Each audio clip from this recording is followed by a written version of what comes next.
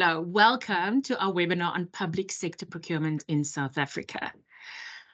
I think there's only one other topic in our country that is as delicate as public sector procurement, and that is load shedding.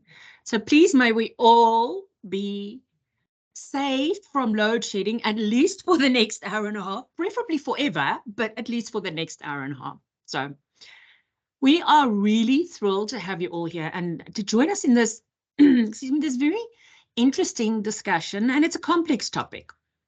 So we will be discussing the recent changes in regulations and the impact that these changes has had both on procurement professionals and suppliers as the other part of the table. And then how to navigate these complexities of public sector procurement at the moment. We encourage you to please ask questions. You can either unmute yourself, raise your hand, pop it in the chat, but please ask questions, share your thoughts, and engage with our panelists as we explore this important subject. So our two esteemed panelists today are Thandi Pino and Larissa Cornelius, and they represent the two sides of the table, procurement and proposal professionals, but both dealing with the same problem, coming from two different angles. So let's get to know Thandi a little bit better. It is my pleasure to introduce Thandi for today's webinar. She has over 17 years of experience in public sector procurement, operations, and project management. I'm not sure if I should say congratulations or commiserations, but well done. She's a very dynamic individual with excellent interpersonal communication and negotiation skills. I also found out that you don't live too very far from where we stay here in the Vaal. Yes, wow. Because I'm in Vereeniging and you're in Manhattan. So see, guys, you need to come to the Vaal. This is where the things are happening. Yes. Thandi really believes in a good work ethic. And in the time that we've worked with her, I can Scouts Honor contest to that. So she demonstrates this commitment to good work ethic with a commitment to transparency and ethical behavior, personal development, and team spirit. She's a very independent thinker. And she contributes constructively to governance structures in the decision-making and in advisory roles. So please welcome Thandi to our panel today, and we look forward to learning from her extensive knowledge and experience in public sector procurement. Welcome, Thandi. Thank you. Thank you. Then our other panelist, who I guess hardly needs any introduction in this forum, is Larissa Cornelius. She's an award-winning proposal strategist, and those aren't just one of those fluffy terms we use in proposal language. She's honestly an award-winning proposal strategist. Excuse me, a certified APMP professional, the highest level you can get, and co-owner of Enfold. So Larissa brings over 20 years experience in business development, proposal management, and operations. She has been globally recognized for her contributions to the proposal professional, and she's made significant contributions to the growth of proposal profession through her role as APMP chair and director. So her dedication in her field is not gone unnoticed. A few years ago, she was honored as one of the APMP's 40 under 40. That was when she was still under 40. And that's a prestigious global recognition of outstanding proposal professionals. And more recently, she was acknowledged as one of the 100 most influential women in the supply chain in Africa. Now, these accolades speak volumes about her commitment and her influence in the industry. So again, please welcome me in extending a very warm welcome to Larissa. There we go. So now that you know a little bit about our panelists, me, I guess I need to introduce myself as well. I'm Izaan Klute-Hamilton.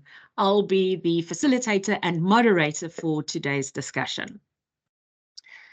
Okay, are you ready? Good. So we will talk about the challenges and the constraints that face both sides of this table. Like I said, Thandi from the procurement side and Larissa representing the proposal side. And we hope to provide you with real insights. And again, we really encourage you to actively participate because you've dedicated some time to this. Use it. So let's kick off the discussion. I'm going to direct my first question to Larissa, but this is not a firing squad 1-1-1. Tandy, please pipe in. It's a conversation we are having. That's really, if we were all together, we'd be sitting with our coffee and our tea, and it's just a discussion. So, Laura, remember to unmute. I'm unmuted. What do you think are the biggest challenges currently facing public sector procurement, especially with the new regulations issued after the 16th of January this year? So let's start with the biggest elephant in the room. Well, the biggest elephant in the room is definitely state capture and definitely fraud and corruption. I mean, that's obviously the big elephant, right? Is that there's this perception of real and some sort of put to entities that are doing the right things, but there is this reality that it's a very difficult landscape. So absolutely, I'd say that's probably the biggest elephant in the room. And I think what it leads to is distrust, I think, from suppliers. So we see this a lot from businesses, is that they are quite skeptical to get into business with public sector, where others do see that there is a lot of opportunity and you can win bids fairly. But unfortunately, these cases where the right things are not happening. So that's the first elephant in the room. The aspect of the new Preferential Procurement Policy Framework Act that came into play in January has really been the big topic of discussion for us on the supplier and for the procurement teams. And the reason for that is really that the court case that nullified the legality of the previous regulations has sort of left both public sector and suppliers a little bit in flux about what's going to happen and how the changes are going to happen. So the big impact that's been for organizations is that there's been delays in tender awards, delays in tenders being put out. So as much as we're seeing volume in tenders, and we are seeing the increase again now as organizations or entities are getting more comfortable, what we are seeing is that previously, before the court case, we saw the triple PFMA sort of bring government together. And I mean, Tandy, you can speak from your perspective, but in my perspective, I feel like we've actually lost a little bit from this, because it took a long time for government and public procurement to actually stabilize the procurement process with the triple PFMA when that came out. I think it was in 2017, but you can correct me, dates. Yes, it is. My dates. Yeah. It took a long time, and I think we were finally getting to a point where there was stabilization and consistency in the public entities. And really what's happened now is that now the powers move from the minister to each entity. And so what we're seeing is now each entity in public sector are now able to, as much as they're still following very much the process we had before, are now able to dictate their own preferential procurement policy as such. Yeah. And so we're seeing these variations of, particularly in the SPD 6.1 form, which is the form we fill in for preferential procurement, which is utilized in government when they are scoring us on the BE level. So remember, we get scored BE and price on the third level of our evaluation. And that's causing quite a bit of confusion for us as suppliers, because some of those questions that are being asked now are over and above necessarily what businesses are managing or measuring on their BE scorecards. And so that's I think is probably the sort of big challenge, because also these requirements are not often written really well, or they're not very clear what they're actually looking for. So there's a little bit of guesswork that's happening in public sector at the moment. And that's Can I ask a follow-up question? Before I ask a follow-up question, Larissa, Thandi, any other elephants that we've missed in the room? I think to add on to that, one thing that government has not been doing very well from the beginning of time, it's managing the transitioning.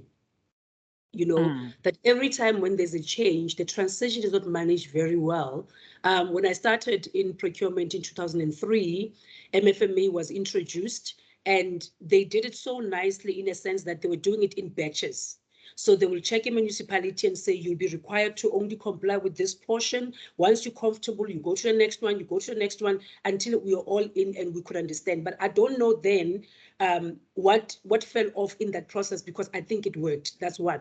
And secondly, remember with government, as much as you have certain institutions that are responsible for supplier empowerment, which is your SEDA, Small Enterprise Development Agency, one ideally will think that from this approval, communication will be to SEDA, go and communicate with suppliers and train them.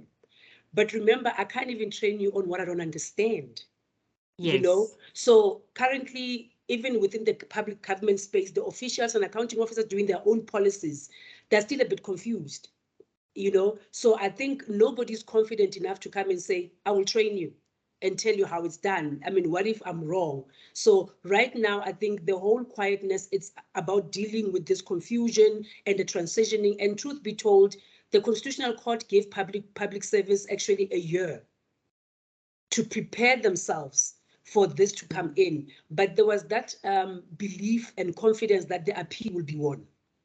So what happened in February last year was not expected. National Treasury was very confident that we're going to win this. But if they knew that they were not, they were going to start preparing to say, okay, we're not coming through with this, let's start preparing. So they were caught off guard.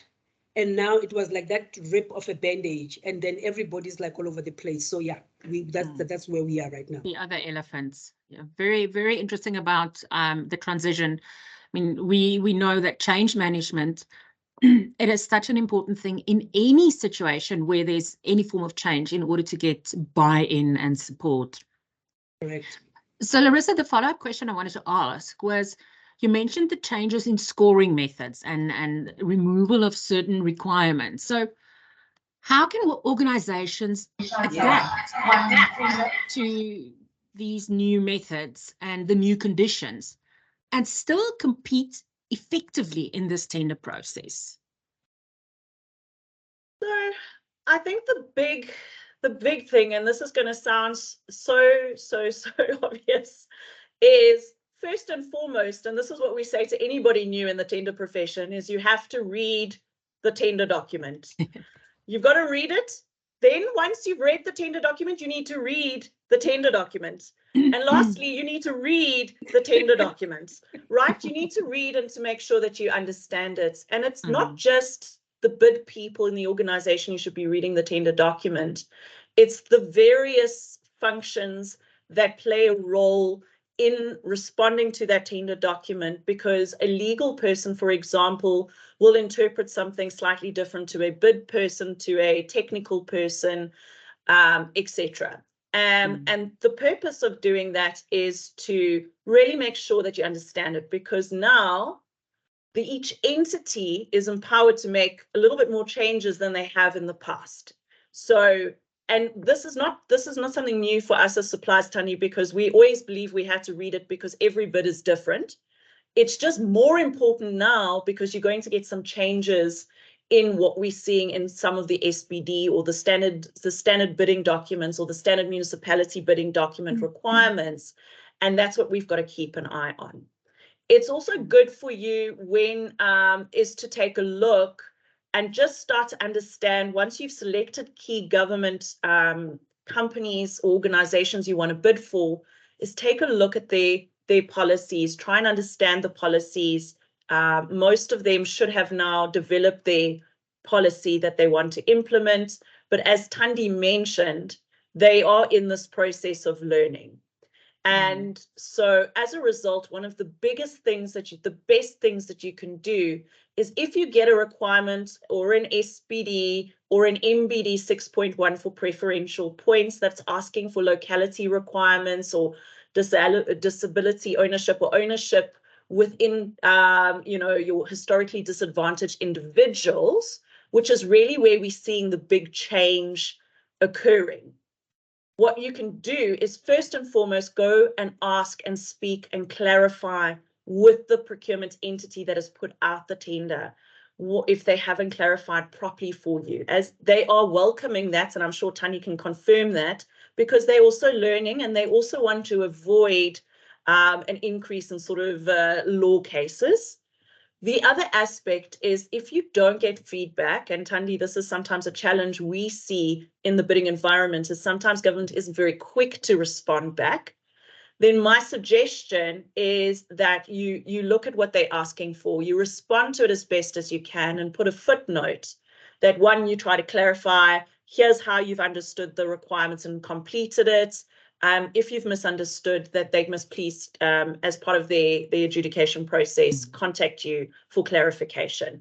That just covers a little bit of the risk for you if you don't get feedback, but give feedback, respond to it. Yeah, that's my view. Maybe Thandi, if you've got something that you'd like to add to that. You're good. I've pretty much covered it. You're muted. Yes, I'm good. All right. So, Thandi, my next question is firstly directed to you. You've mentioned, and Larissa's mentioned, these public sector entities. Now, in case I didn't know, I asked the question. There's over 1,100 different public sector entities in our country. What that means with these changes is that effectively, each of these 1,100 entities can have their own procurement policy. So we as suppliers, as bidders, could end up with having to comply to 1,100 different policies, which is, it's so overwhelming, I can't find the words for it. So how then, Thandi, how can we suppliers better navigate the varying scoring methods and requirements? How do we deal with these 1,100 different policies? Okay, let me give you this comfort. It's not different 1,100 policies technically, because previously with the regulation 2017, you would have your BE table and everyone was using it. So with now, the principle is still the same. Where they are determining those specific goals, they are coming from one pot. It's either HDI or RDP goals. With HDI, it's women, people with disability, it's Black people, youth, yeah. And then with your RDP goals, I think there are 7 or 8, if I'm not mistaken. So you look at plus minus not more than 12 items that 1,100 institution will have to select 1, 3, 5, or whatever of those.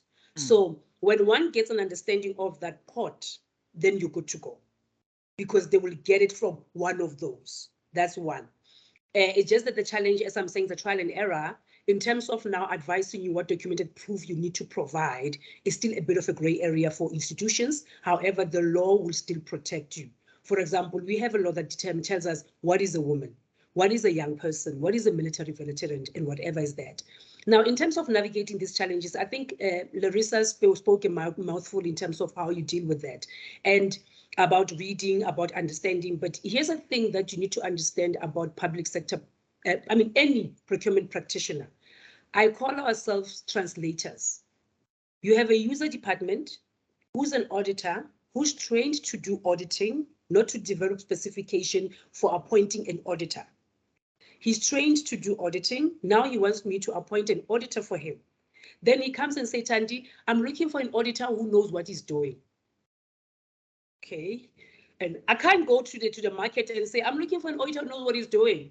I need to now translate this for a bidder to understand and be able to respond, and give this auditor the person who knows what he's doing. So I might come back to the audit and say, okay, let's develop a functionality criteria. Let's develop this and this and this. So along that way, and I always say, the reason why public sector is going to the market, we need to appreciate that they don't have in-house expertise.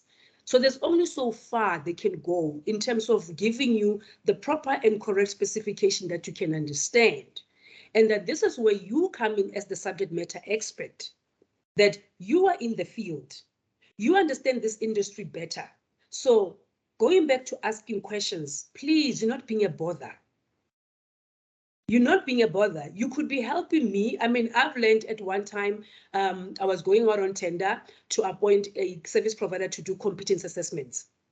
And then we said, no, this company must be registered with this and this and this. Off we went. And then this company came and say, so I'm a psychologist. Do I need to submit my registration certificate? And I'm like, huh? What registration certificate? No. When you do competence assessment, actually, you need to be registered. Oh, really? I didn't know. You understand? So the challenge is that you need to understand as suppliers, we are all in this together.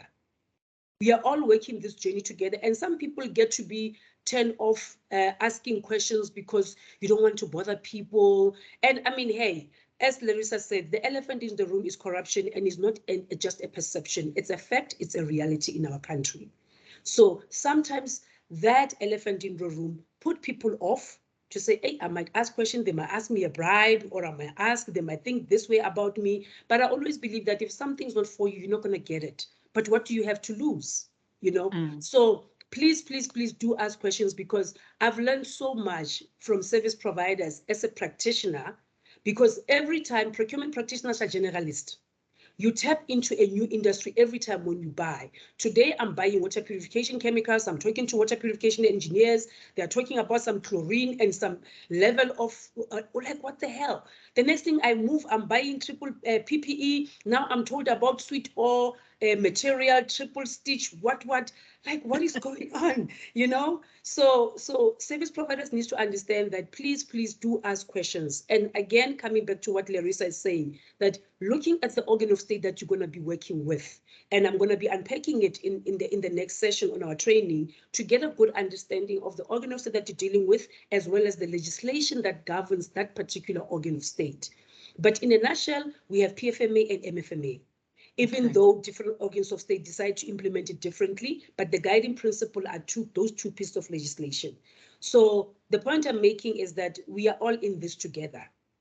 So let's work together, and we need that confidence to start coming from service providers. That's why tenders are being cancelled as much. Oh, no. Tandi, you're cutting off. Let's hope she comes back and that it's not our fearful load shedding. But the one thing that I've learned just from what Tandi's now said is the thing about asking questions. I also think that one of the reasons that suppliers don't want to ask questions is this perception that if I ask a specific question and I get the answer, that answer needs to be shared with all the bidders, and I might be giving away my strategy or my tactics, my something, and that by asking questions to the procurement person, I'm actually sharing my company's either lack of knowledge, or I'm giving away my proposal strategy. But I think there's more to that. We really should ask the questions with the intention of educating as well. And I didn't realize that. So thank you very much, Tandi, for sharing that part. Didn't know. If I can add, just for those on the call who are unsure about, Tandi used some abbreviations, the PPMA and the MEA. Can we just define that? It's the Municipal Finance Procurement Act, and then it's also then the Provincial Finance Procurement Act, if I remember correctly, right? No, let me correct it quickly. Please do. It's Municipal Finance Management Act. That's it. Public Finance Management Act. Thank you so Sorry much. about that. I'm sorry about my network. I don't know what's going on. I'm not load shedding. Everything is fine. Yeah. No worries. I was making a comment about the suppliers asking questions of the procurement professionals. So back, Larissa, a question to you is, earlier on with, I can't remember if it was you or Tanya that mentioned something about evidence. And how, so my question is, the advice that you can give, you or Tanya, in fact, this question is directed to both of you, is organizations who are struggling with providing adequate evidence to support their tender responses. So, for example, whether it is military veterans, people with disabilities, whatever it is that I'm being asked for by the procurement side, how do I provide evidence that will satisfy that requirement? So yeah, that's a good question. I think there's two questions there. I think in general, in terms of evidence, my advice to organizations is to understand or look at the common types of requirements being asked for tenders within your industry, and to create a content library of that content so that you have it available and accessible. Sometimes these documents need to be certified, so you need to make sure that you've got legal teams, or you can go to your local South African police office or station to certify these documents, because when they ask for an original document, they want an original stamped document.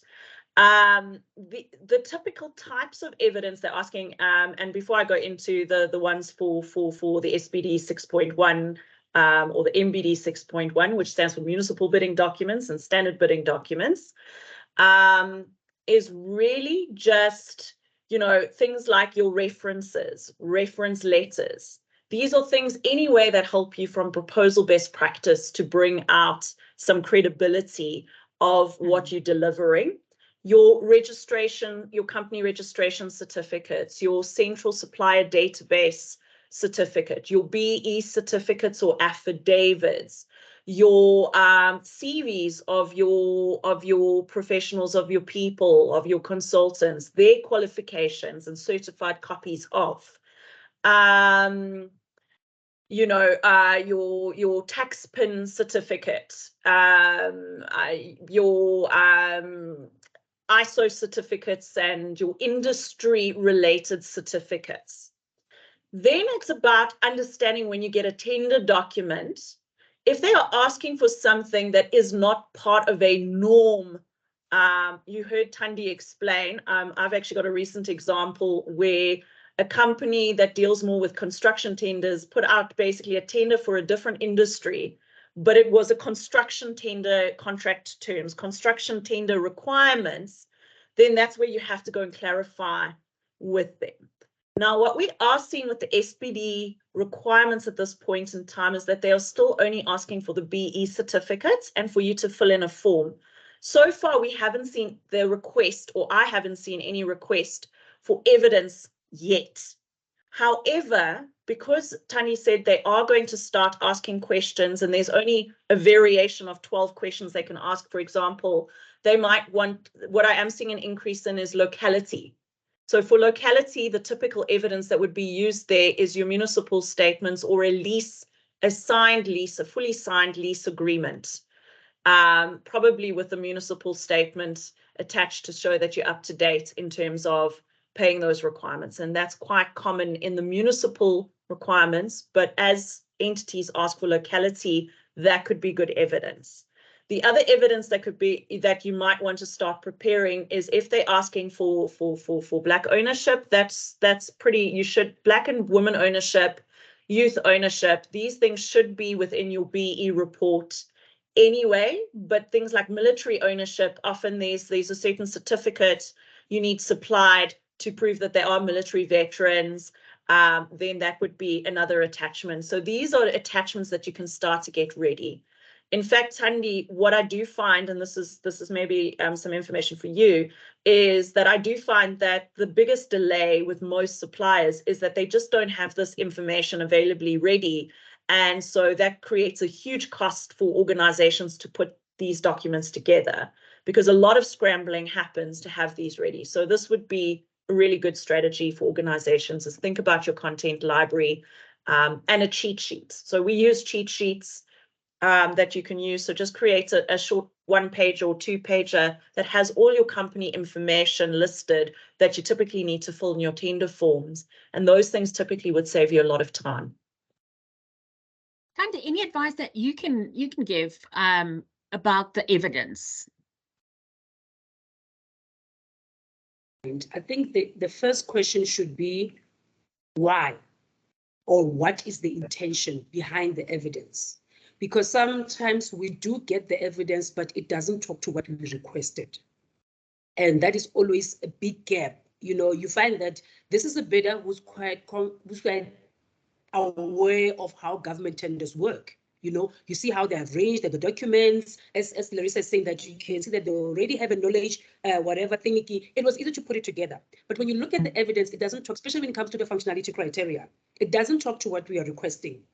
Make an example, we go out on tender and say we are looking for somebody for construction of a road, right?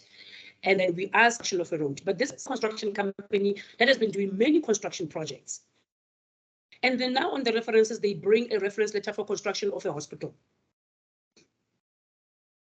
No, that's not what we're looking for. So that's the key thing. And also the good thing about asking the what with why, you are even able to pick up if the evidence that is being requested is not correct. Because as I'm saying that sometimes the government even themselves, they make a mistake. So a lot of times is that you just get, government documents are really tedious and frustrating, especially the construction documents. They're quite big. You know, it just gets to be too much. But you can just compartmentalize them and say, today I'm going to be dealing with functionality alone. And then you focus on that. Tomorrow I'm dealing with admin and whatever. And Larissa, just to indicate on the issue around the construction tender document. Some organs of state, I don't know why they do it, but they tend to use the CIDB bid document for non-construction tenders. Why, I don't know, because that CIDB document is huge. But one thing I've gone through the condition of tender for CIDB. So what happens with organs of state? They need to develop their own condition of tender. National Treasury doesn't do that for them. But with CIDB has done it for construction-related things. So to make their life easier, they just take that document and put it in.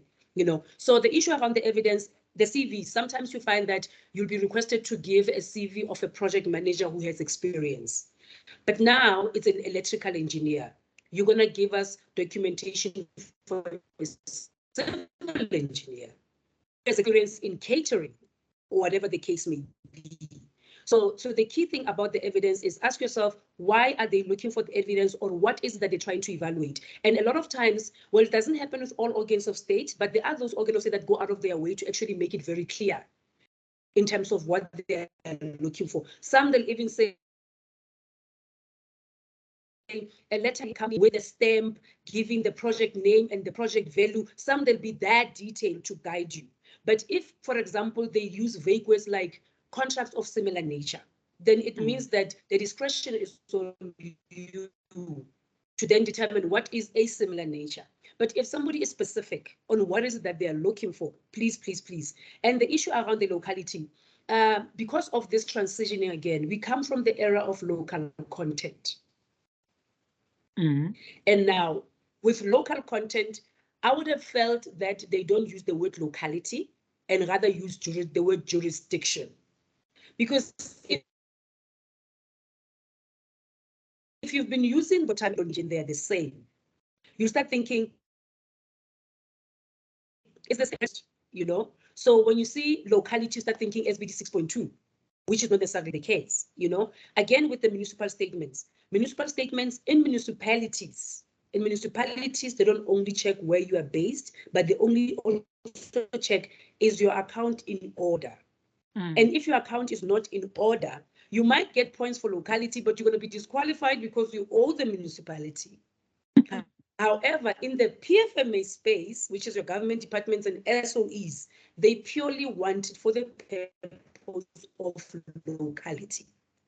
So that's why you are able to, it's important that before you jump into putting the document together, read, and I like the advice, 3 times, please. Well, I'll usually read 5 times because I take time to, English is my 14th language, so I have to read it 5 times to actually kind of get a sense of it. But please read and read and read and ask questions. When you look at a bid document, they usually even have briefing sessions. Guys, briefing sessions are not always compulsory, but I've advised if there is a briefing session, please attend it. Not to go and fill in the attendance register so that you are in, but for you to also get clarity on these gray areas, because you're able to ask questions. The nice thing about bid committee, the briefing sessions, they are minuted. And once you are there, you are registered, you are going to get a copy of the minutes, you know. So the takeaway here is what and why. Thank you. Okay. Okay. So Tony, still on the topic of evidence, but now about the role of CSD. So when the CSD was introduced, sure, when was it? Many years ago. I think one of the intentions was that suppliers would have to provide evidence once and not in every bid again.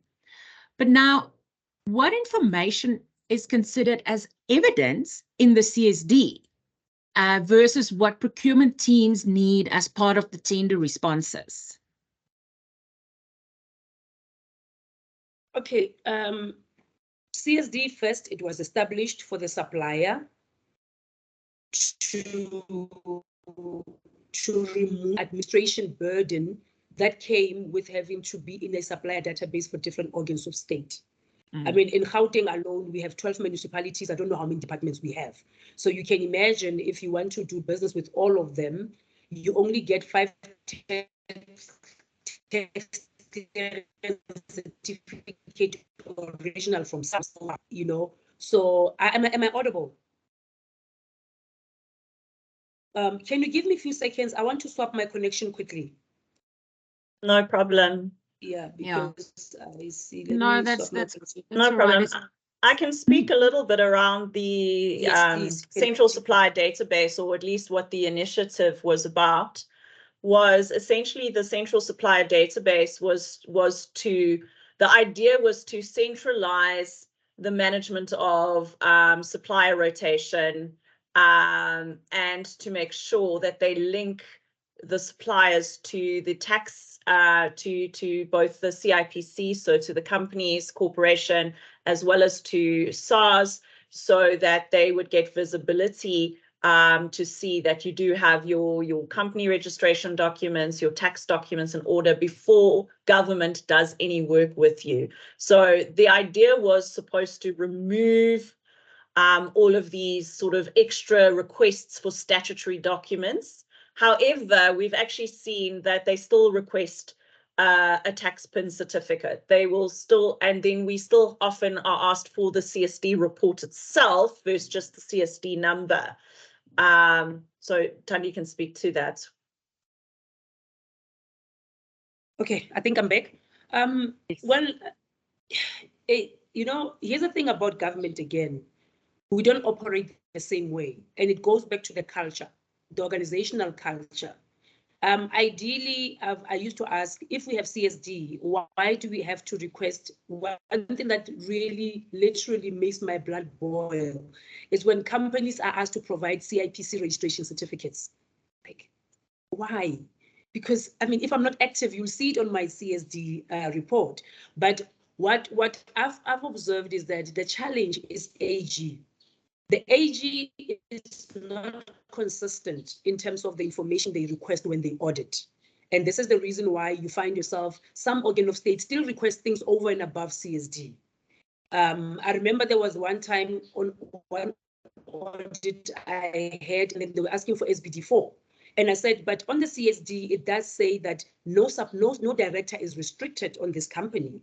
And they were like, no, we want to see that there's no brother or cousin or whatever. And for what reason, I don't know. So I think for this one, I'm going to ask apology on behalf of the organs of state who are asking these things again, because they've had bad experience with AG. And if they don't have it, then the transaction will be irregular. But now coming to your question about what is considered now as evidence on CSD.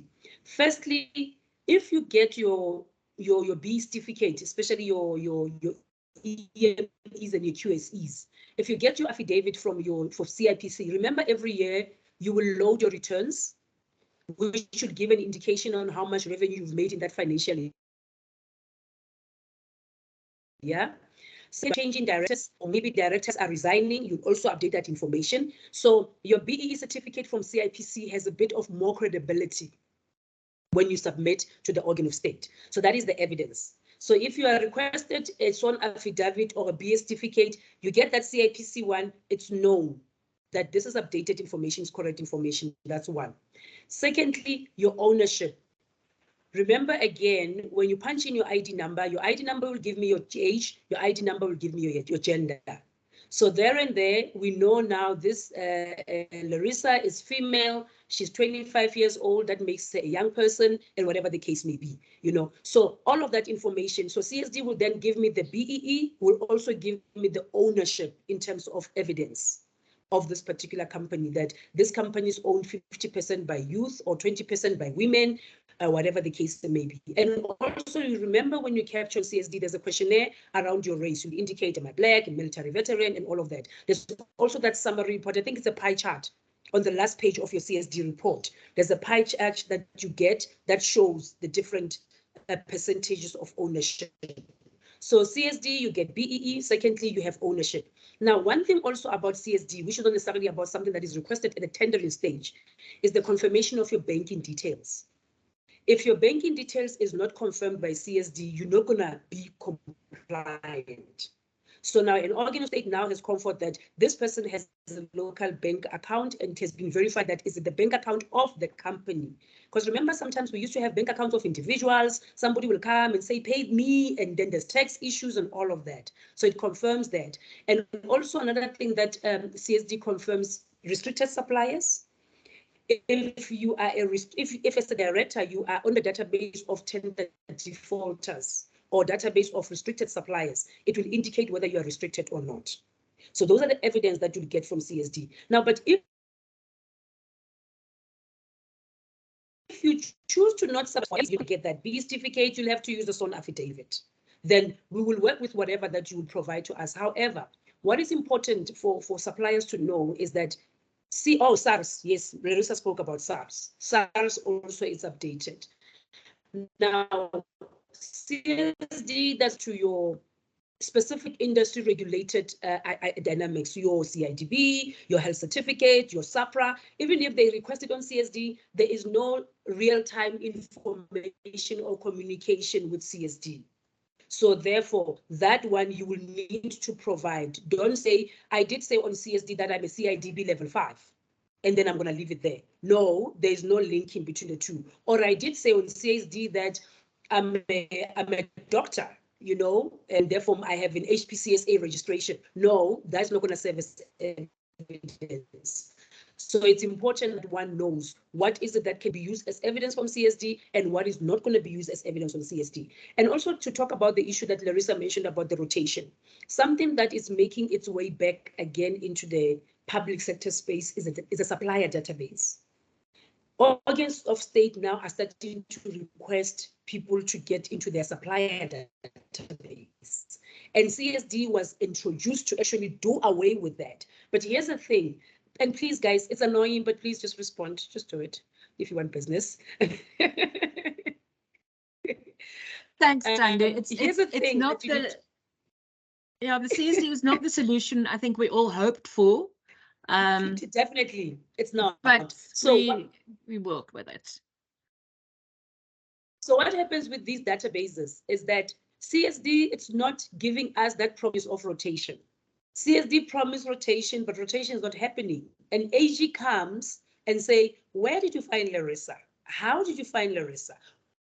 Where did you find Tandi? Why is Tandi coming back the second time again on this order? You had Tandi in January, you appointed her again in September. Aren't you rotating suppliers and whatever? So now organs are saying like, okay, fine, we'll do our own database so that we can prove rotation.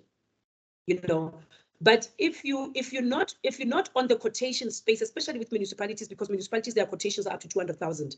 If you're not interested in transactions at the quotation space, you don't have to worry about it.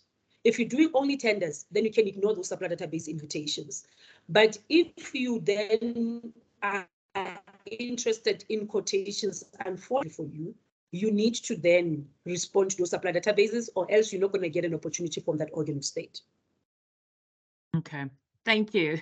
Again, I was hoping for a more optimistic answer, but I think the lesson here is read the tender 3 times. And again, if they ask for something, provide what is being asked for in the format that's being asked for. And don't give evidence that does not respond to the question being asked.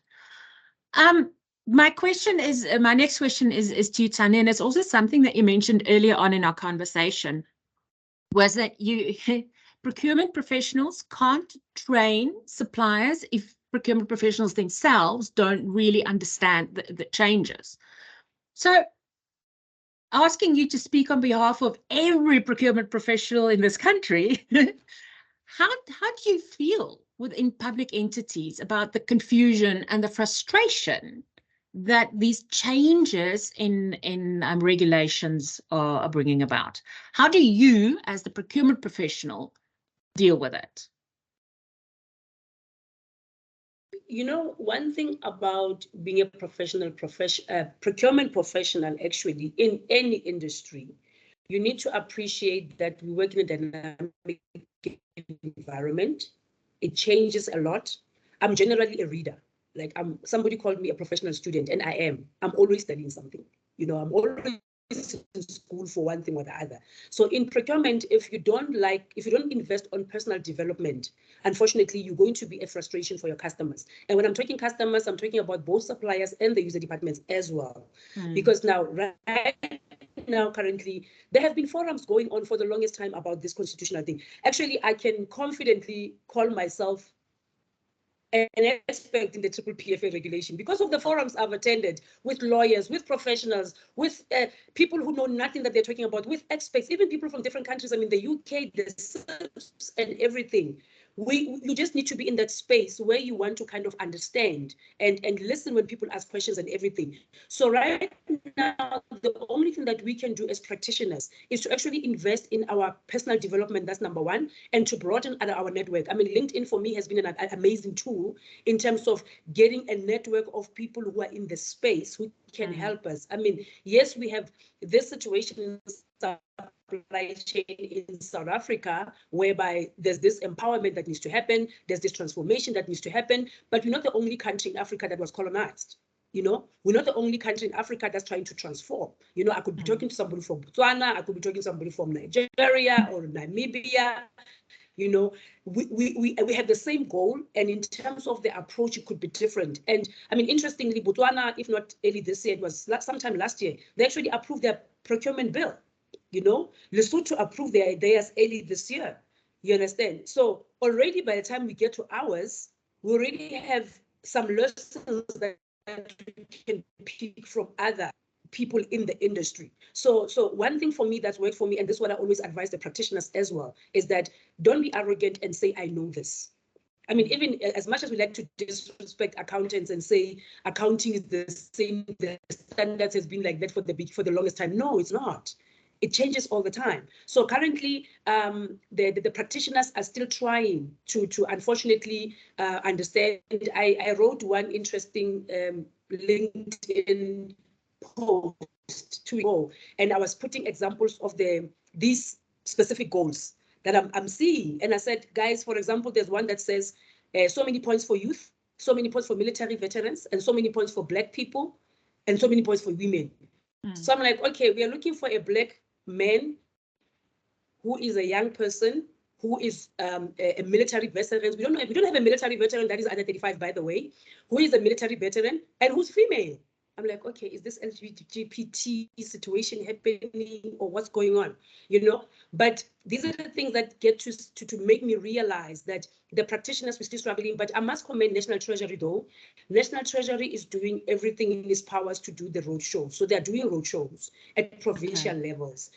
But unfortunately, the question is how much and how many are they able to reach, especially when you look at vast provinces like KwaZulu-Natal, when you look at Northwest, Western Cape, I mean, in Gauteng, there's 12 municipalities they can call in one room will be there. But when you go to KZN, it's a different story. So like I'm saying, it's still a process, it's a transitioning process. We are hopeful that maybe next year at this time, something will look better. Like right now, no tender has been awarded under these new regulations.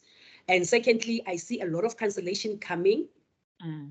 Thirdly, I see a lot of irregular expenditure coming, but I don't even think irregular is going to happen. I think cancellations are coming because we're going to realize at evaluation or when bidders start asking questions or when bidders start litigating that, you know what, let's stop this tender, let's cancel all of that. So yeah.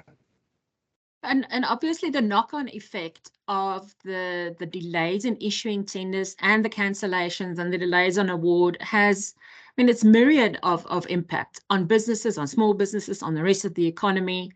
And I can just hope that on the procurement side, that aspect and that impact has not gone amiss. You've mentioned the word litigation. Terrible word. So have you seen an increase recently in suppliers challenging tenders, challenging awards, challenging maybe even cancellations or maybe disqualifications or an increase in litigation? Have you seen any of that on your side, Thandi?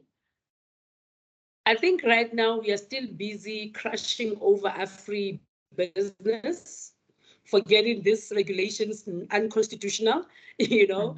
And like I said, there has not been any tender that has been awarded. So usually litigations comes post-appointment because you remember the section 217 of the Constitution that outlines the process of public sector procurement should be. And then once the transaction is concluded, and then you are then informed that a decision has been taken, then one can come back and say, nope, you have contravened with this section of the 217 or this section of the 217. So currently, because there has not been any that has been awarded under this, there hasn't been any litigations. Yes, questions are coming from the bidders, but that's all there is to it. No decision has been taken. So it will only be after. And usually with litigations, you don't find litigation in your smaller organs of state, because smaller organs of state are dealing with small budget with smaller bidders, but your trendsetters are your big ones, your ESCOMs, your Transnet, your health, your public works, your education.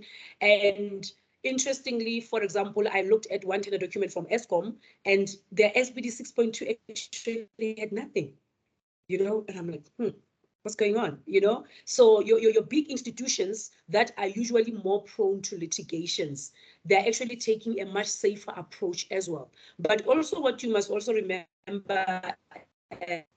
what happened is a lot of institutions, remember this was active on the 16th of January 2023. So what Treasury said was that anything prior to the 16th, you can still advertise using the 2017 regulation. So what happens is organs of state in January, they went on a shopping spree. There were like a lot of tenders that went out. I know one SOE, I was talking to their CFO last week and I said, how is it going? He said, no, man, I'm going to see tenders in the next financial year. I'm done with this year. No, what do you mean? He said, no, I issued everything in Jan. You know, so it's like I should shoot everything in Jan. I'm just going to wait and see what others are doing, and then I'll learn from them. So the odds of seeing litigations are very little because very few actually have taken this approach. Most tenders went towards the end of Jan, especially for your PFMA institutions because their financially ends in March. But municipalities, because their financially ends in June, they still could not sell the idea as that less rush. They're like, no, but you have 5 months. You can still have the policy, you can still go out on tender. But currently, there hasn't been any. And truth be told, I mean, we're having this session because suppliers are also just as confused, you know? So how would you litigate when you're still a bit grayish yourself? Yeah, true. I mean, litigation needs confidence, you know? And it's so, expensive. Yeah. Yes, Larissa. It is. I'm just on that point, Andy. I think I agree. It's an expensive process, and one's confused. But I do suspect that more people would take chances on litigation on big things based on this, the fact that the landscape is unsure. But I often hear different organizations have different opinions about whether they should litigate or not litigate. So many have the view that if they litigate, they're never going to get business in public sector. And so I find that there's I'm telling you feedback I hear from C-levels all the time and sales teams. There's some organizations I know have a perfect appetite and are not worried to litigate, but the majority actually are quite scared to go and contest government.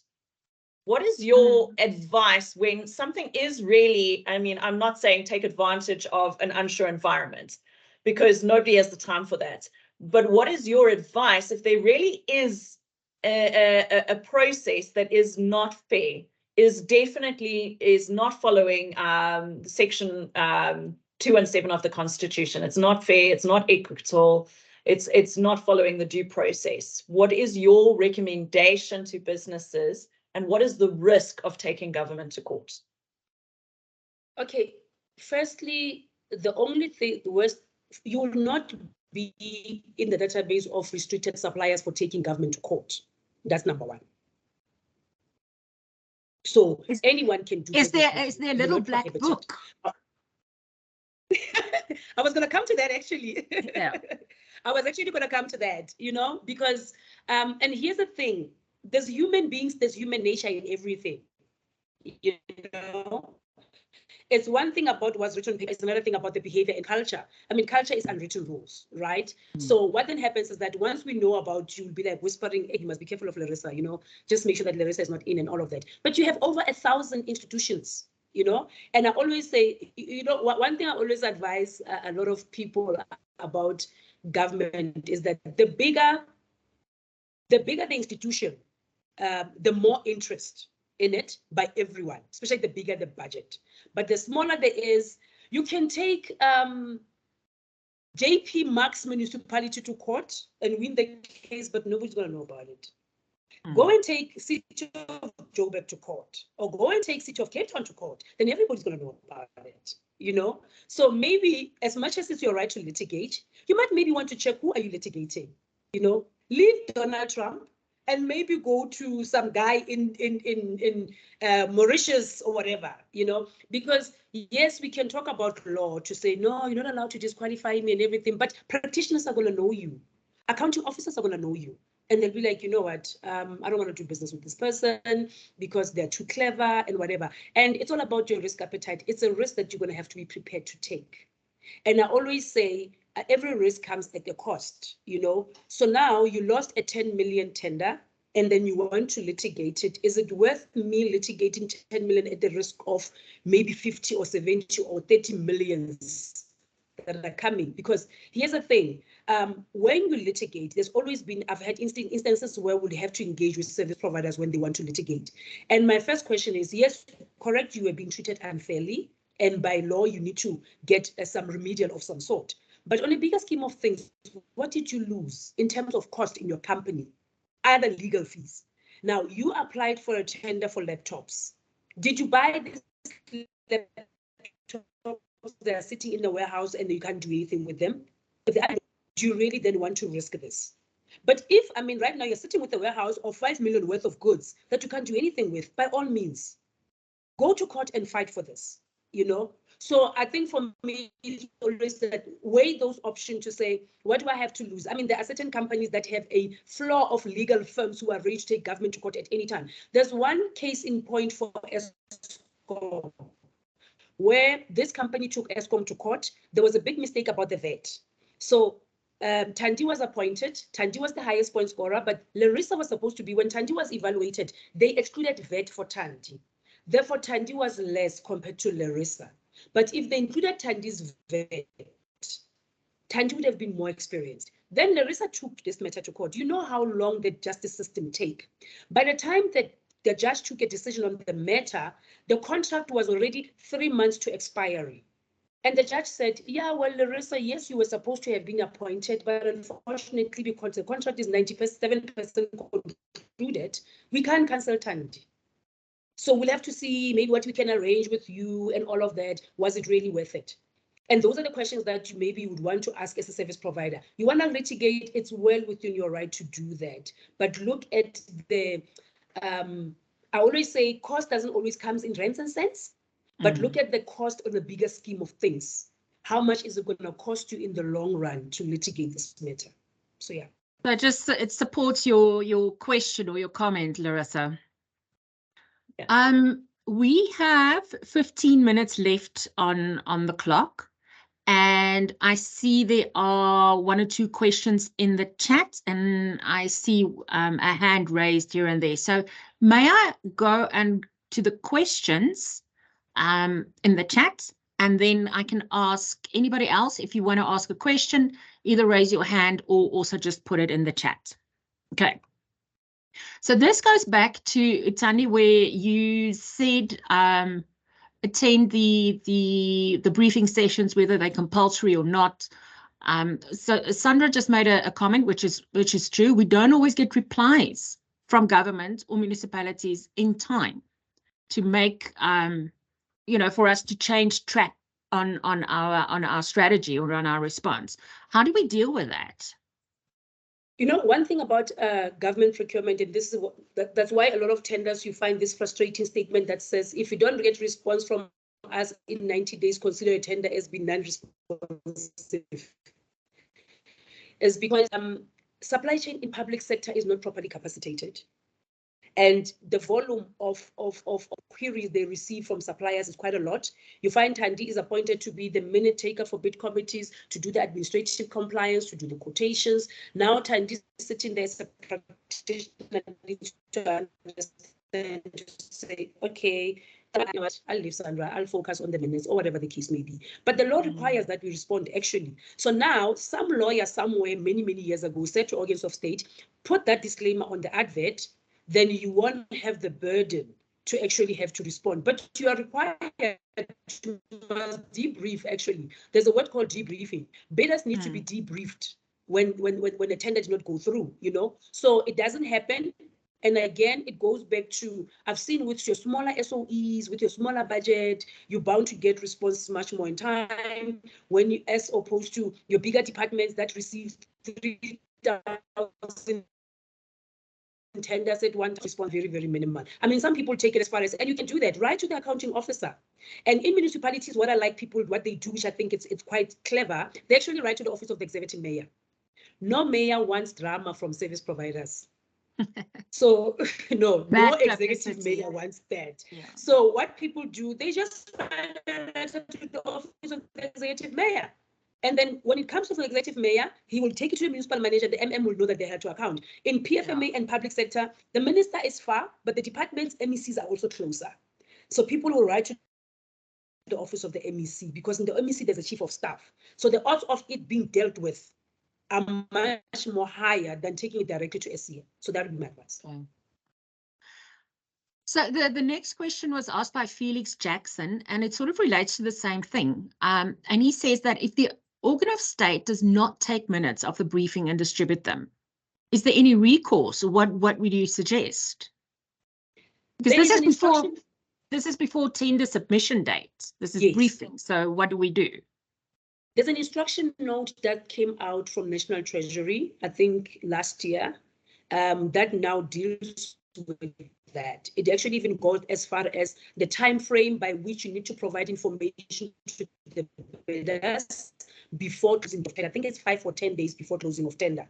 I just cannot remember the instruction note number, but they are required, especially if it's a compulsory briefing session, they are required to actually minute. The reason why you fill in the register is not only for the purpose of to confirm you were there, but for the purpose of the information being shared post that briefing session. So if you don't receive that information, please take it up with the office of the accounting officer. And like I said, colleagues, leave supply chain and your head of supply chain, they're not going to respond. Take it to the accounting officer's office. Name and shame. Because they have to give you that information. Critical info. No, honestly, because critical information is provided in these meetings. And you can't keep remembering everything. I mean, there's a lot of questions being asked, a lot of people, you can't remember everything, and you might even remember it incorrectly. But what they do, what I like about the minutes of the briefing session, they usually use it in a tabular format. There'll be a question, answer, you know, so it's easy for you to navigate. So if you don't get it within a particular time frame, I think it's 3 to 5 days. Actually, there's one policy I did for an organ of state where I actually did indicate to the SOP that within 3 days of the briefing session, the minutes and everything, you email it on the website. Tell them that, okay, I'm not going to email it, but it will be accessible on the website on this particular day. Then it makes it easy for you. Okay, thank you. There's a question by Tumi. I've experienced an interesting phenomenon of late where officials from supply chain management contact us once our tender has been shortlisted. They would give us the name of the tender committee chairman and request that we get in touch with him or her. I'm puzzled as to how to deal with these requests, and I'm seeing them more and more. Your thoughts and advice, please. Now, off the bat, to me, that sounds fishy, but let me ask you, Larissa and Thandi. First things first, run. Run!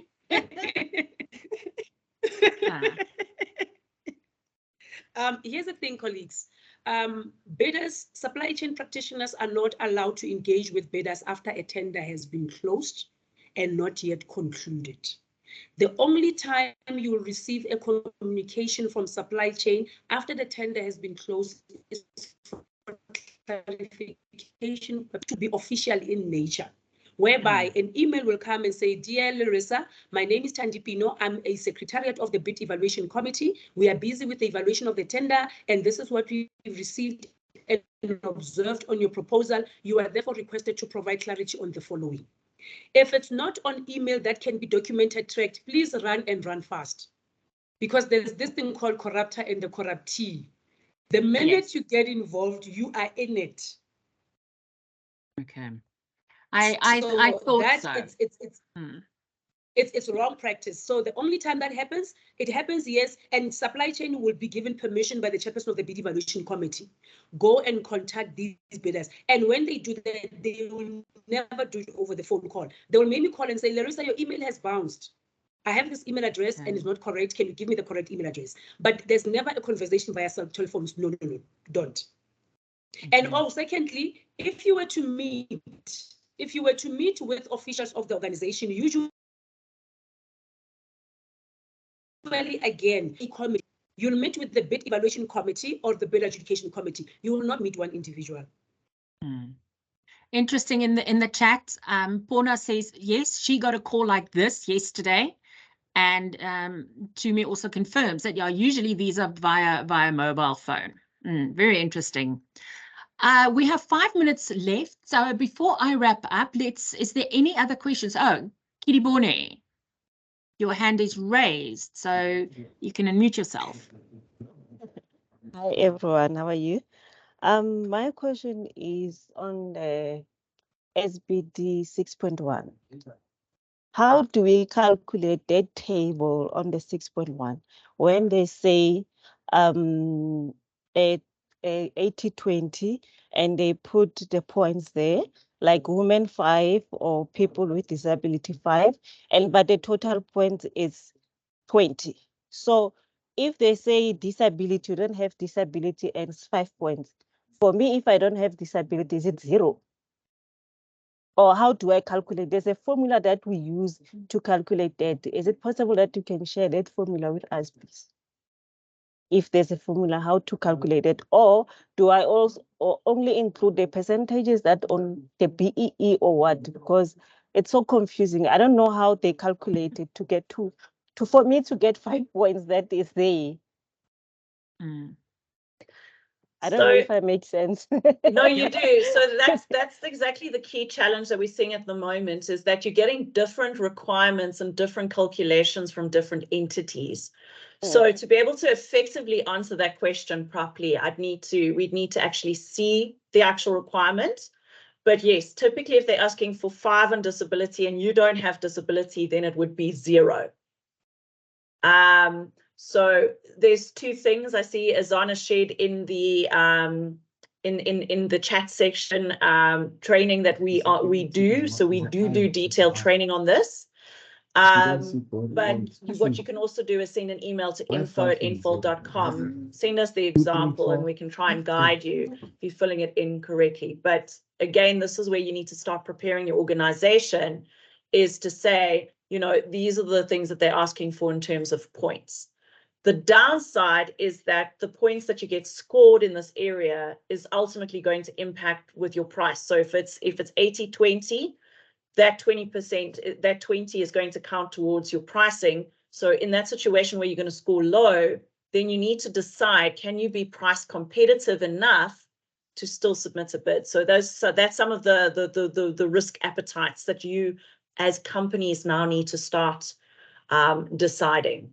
And this may need to become part of your qualification criteria going forward.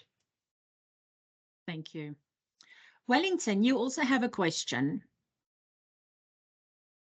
Oh, thank you. No, it's just a comment.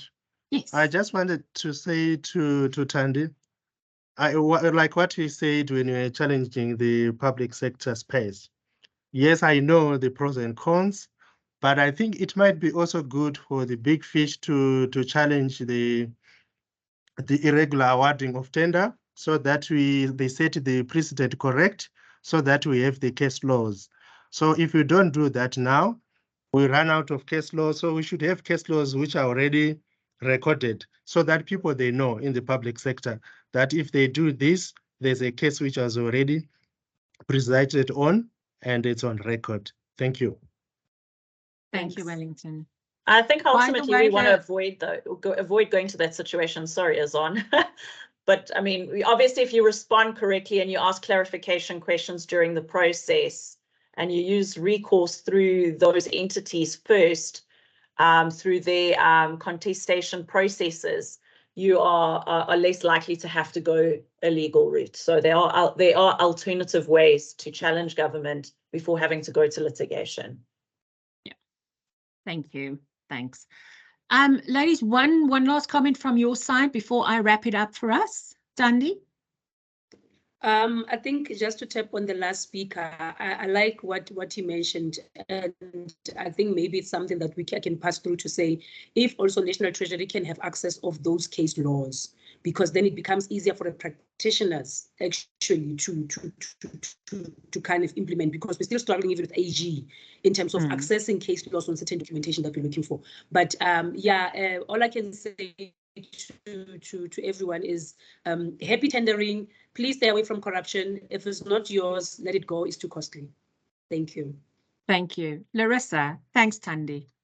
So yes, yeah. So I think we heard a lot of stuff. I think the reality is we need to understand that public sector is dealing with challenges beyond what private sector does. So often I see sales organizations putting pressure on their sales team and can't understand why awards are not happening as quickly as private sector.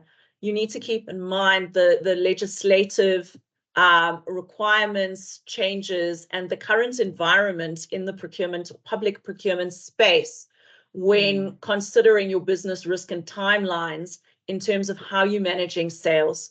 And so there's quite a lot of things that you need to maybe sit back, process, relook at the recording, go and read some of the elements to really make sure that you can start gearing your strategies and business to better respond to public sector tenders.